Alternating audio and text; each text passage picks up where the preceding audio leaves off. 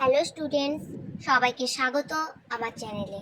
আজকে আমরা ক্লাস 10 ইংলিশের সেকেন্ড ইউনিট টেস্টের একটি খুবই গুরুত্বপূর্ণ রাইটিং শিখব। অনেক ছাত্রছাত্রী স্টোরি রাইটিংয়ে নম্বর হারিয়ে ফেলে, কারণ তারা কিভাবে লিখবে সেটা বুঝতেই পারে না। অথচ এত হিন্ট দেওয়া সত্ত্বেও তারা নাম্বার পায় না। চলো, তাই ভিডিওটা শেষ পর্যন্ত অবশ্যই দেখো, যাতে 10-এ 10 তোমরাও পেতে পারো। প্রথমে প্রশ্নটা পড়ে নিই।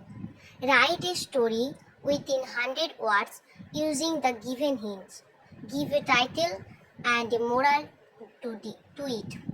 রাইট এ স্টোরি, তাই তোমাদেরকে একটা গল্প লিখতে হবে 100 ওয়ার্ডের মধ্যে। এই হিন্ট যা আছে হিন্ট থেকে নিয়ে গিভেন এ টাইটেল, প্রথমে তোমাদেরকে একটা টাইটেল দিতে হবে, তারপরে লাস্টে একটা মোরাল লিখতে হবে। চলো দেখো, প্রথমে হিন্টগুলো আমরা ভালোভাবে পড়ব। A fox and a cat, একটি শিয়াল এবং একটি বিড়াল। The fox giving a number of tips to escape dogs, শিয়াল কুকুরের হাত থেকে বাঁচার জন্য উপায় বলছিল। The cat knew only one trick, বিড়ালটি মাত্র একটি উপায় জানত। দ্য ফক্স বোস্টেড, শিয়াল নিজের বুদ্ধি নিয়ে গর্ব করছিল।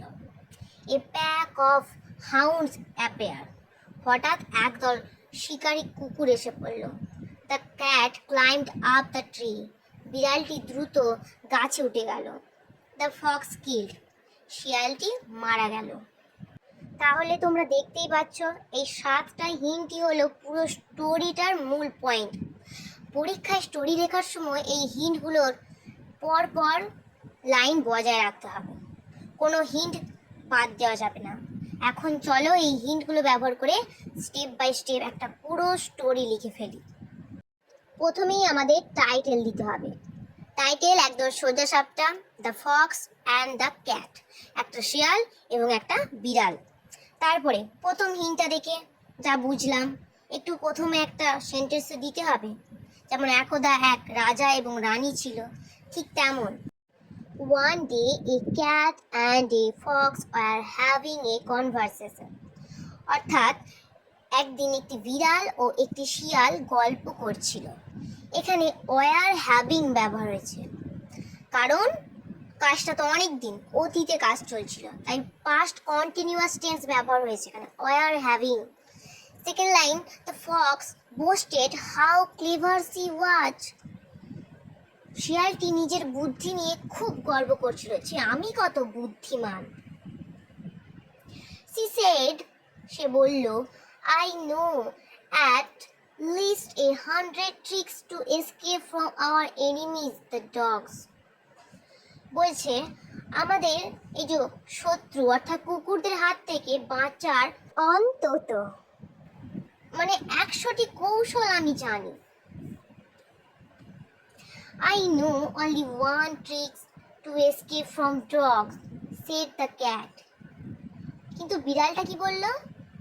কুকুরের হাত থেকে বাঁচার জন্য আমি মাত্র একটা উপায় জানি। Just then they heard the barking of a pack of hounds in the distance. ঠিক তখনই তারা দূরে একদল শিকারী কুকুরের ঘেউ ঘেউ শব্দ শুনতে পেল।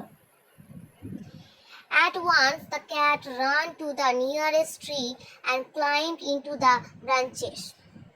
সঙ্গে সঙ্গে বিড়ালটি কাছের একটা গাছে দৌড়ে গিয়ে ডালে উঠে পড়ল। This is the trick I told you about, the only one I know, she called down to the fox. সে ওই নিচে থাকা শিয়ালটিকে বলল, এই হলো সেই কৌশল যার কথা আমি তোমাকে বলেছিলাম, যে আমি একটাই মাত্র কৌশল জানি, শুধু কি গাছে ওঠার। আর শিয়াল কি বলেছিল, আমি 100টারও বেশি কৌশল জানি। Which one your 100 tricks are you going to use?